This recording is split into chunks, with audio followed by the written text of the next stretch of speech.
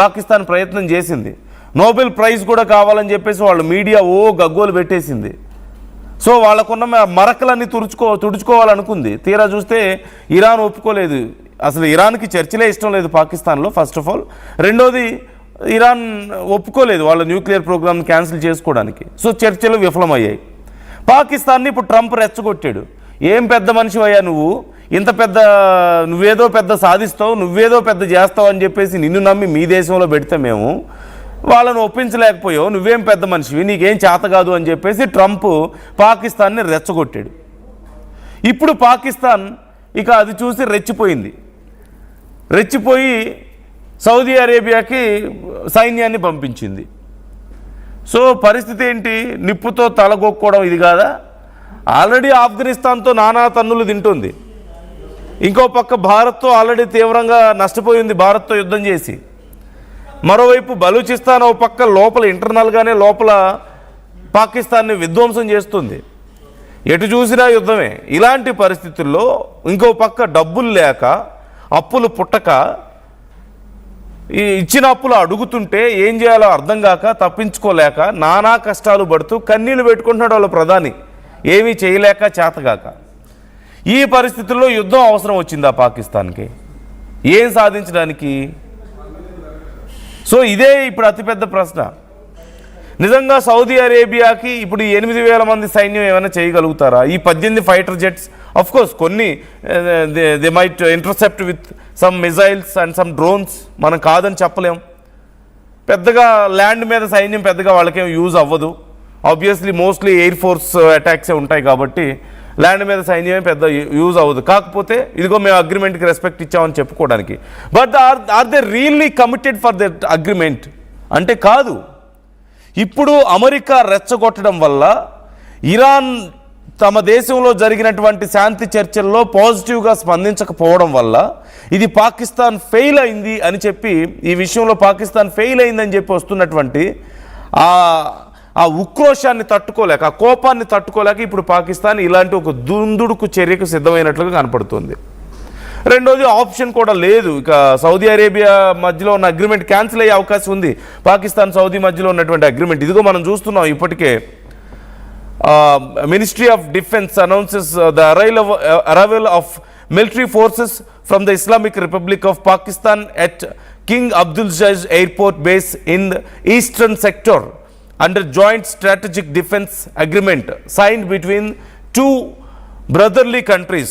The Pakistani forces consist of fighters and support aircraft belonging to the Pakistan Air Force with the aim of enhancing joint military coordination, raising the level of operational readiness between the armed forces of the two countries onto both regional and international levels. ఈ ఇరు దేశాలకి సంబంధించినటువంటి agreement ప్రకారం వాళ్ళు మాకు సైన్యాన్ని పంపించారు అంటూ సౌదీ అరేబియా చేసినటువంటి ఒక ట్వీట్ నేను మీకు చదివి వినిపించే ప్రయత్నం చేశాను. సో ఒక్కసారి మీరు సిచ్యువేషన్ చూడొచ్చు. So what you think now? Pakistan యుద్ధంలోకి ఎంటర్ అవడం వల్ల ఈ యుద్ధం మీద ఏ రకమైన ప్రభావాన్ని చూపిస్తుంది అనే ప్రశ్న వచ్చినప్పుడు, సింపుల్గా ఇప్పుడు ఇరాన్ పాకిస్తాన్ మీద కనుక అటాక్ చేస్తే, పాకిస్తాన్ ఇప్పుడు ఇతర అరబ్ దేశాల మీద వాళ్ళ దేశాల్లో అమెరికా సైన్యాన్ని పెట్టుకుంది అన్న కారణంతో వాళ్ళ మీద అటాక్స్ చేస్తే, ఇప్పుడు డైరెక్ట్గా పాకిస్తాన్ వాళ్ళ సైన్యాన్ని పంపిస్తుంది ఈ దేశాలకు సపోర్ట్గా. సో పాకిస్తాన్ మీద అటాక్స్ చేయదా? పాకిస్తాన్ మీద ఇరాన్ అటాక్స్ చేస్తే ఇరాన్ని తట్టుకునే శక్తి పాకిస్తాన్కి ఉందా? ఎందుకంటే మళ్ళీ ఇక్కడ మనం ఖచ్చితంగా చెప్పుకోవచ్చు ఈ మాటని, అమెరికా ఇజ్రాయిల్ లాంటి దేశాలే ఇరాన్ని తట్టుకోలేక ఇప్పుడు సంధి కుదుర్చుకోవడానికి రెడీ అవుతున్నాయి, శాంతి చర్చలకు సిద్ధం అవుతున్నాయి. What is Pakistan here? ఏం చేయగలుగుతుంది? వాళ్ళు 8,000 మంది సైన్యం లేకపోతే ఒక 18 ఫైటర్ జెట్లు ఏం చేయగలుగుతాయి ఇరాన్ని? So very simple. ఇక్కడ ఇప్పుడు పాకిస్తాన్ ఇగోకి పోయి అనవసరమైన తలనొప్పులు తెచ్చుకుంటుంది. ట్రంప్ రెచ్చగొడితే అదిగో మీకు స్క్రీన్లో కనిపిస్తున్నాయి పాకిస్తాన్ నుంచి వచ్చినటువంటి సపోర్ట్. అది సౌదీ అరేబియాకి పాకిస్తాన్ నుంచి తరలిస్తున్నటువంటి, I think those are artillery guns మీకు కనిపిస్తున్నాయి అక్కడ. అండ్ వాటితో పాటు కొన్ని ఫైటర్ జెట్స్ అండ్ కొంత సైన్యాన్ని వాళ్ళు పంపించారు అని చెప్పేసి ఇప్పటికే ప్రకటించడాన్ని మనం చూసాం.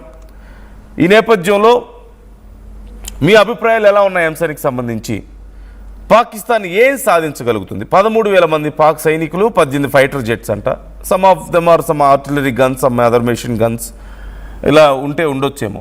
ఒకవేళ ఈ అవకాశాన్ని, అంటే పాకిస్తాన్ సైన్యం 13,000 మంది సైన్యం వెళ్ళిందంటే మేజర్, చాలా కీలకమైనటువంటి సైన్యం అటు వెళ్ళిపోయినట్లే. ఫైటర్ జెట్స్ 18 ఫైటర్ జెట్స్ వెళ్ళాయంటే యాక్టివ్ ఫైటర్ జెట్స్ అక్కడికి వెళ్ళిపోయినట్లే. ఇలాంటి పరిస్థితుల్లో ఒకవేళ ఆఫ్ఘనిస్తాన్ ఈ అవకాశాన్ని వాడుకొని వాళ్ళు దాడులు పెంచితే మళ్ళీ ఏం చేస్తుంది పాకిస్తాన్? సౌదీ అరేబియా నుంచి వాళ్ళ సైన్యాన్ని వెనక్కి తెప్పించుకుంటుందా? మాకు అక్కడ యుద్ధం జరుగుతుంది, మేము ఇక్కడ చేయలేము, మీకు సపోర్ట్ చేయలేమని చెప్పి వెనక్కి వచ్చేస్తారా? బలూచిస్తాన్ లిబరేషన్ ఆర్మీ ఇంకొంచెం దూకుడుగా అటాక్ చేస్తే వీళ్ళ పరిస్థితి ఏమవుతుంది? సో ఇదే, అందుకే నేను ఈ సామెత చెప్పాను, ఉట్టికి ఎగరలేనమ్మా ఆకాశానికి ఎగురుతానందని. చిన్న వాళ్ళ చుట్టూ ఉన్న సమస్యలు వాళ్లే పరిష్కరించుకోలేని పరిస్థితుల్లో వేరే వాళ్ళ సమస్యలను పరిష్కరిస్తానని చెప్పి డబ్బా కొట్టుకుంటే ఏమవుతుందో ఇప్పుడు అన్ని రకాలుగా మనం చూసాం. ఓ పక్క ఇక్కడ చర్చలు విఫలమయ్యాయి, ఇంకో పక్క అక్కడ సైన్యం పంపిస్తోంది. రేపు ఇరాన్ దాడులు చేస్తే ఏం చేయాలో అర్థం కాదు. ఈ అవకాశాన్ని ఉపయోగించుకొని ఆఫ్ఘనిస్తాన్, బలూచిస్తాన్ లాంటివి దాడులు చేస్తే ఏం చేయాలో కూడా వాళ్ళకి తెలియదు. So that is the condition. ఎప్పటికీ అప్పుల్లో ఉన్నారు, కరువులో ఉన్నారు, ఇంకా దారుణమైన స్థితికి పడిపోయే అవకాశం ఉంది. ఒకవేళ ఏమన్నా సౌదీ అరేబియా ఇలా సైన్యాన్ని పంపించడం వల్ల కొత్త అప్పులు ఇస్తుందని చెప్పి పాకిస్తాన్ ఏమైనా అనుకుంటుందేమో. What do you think?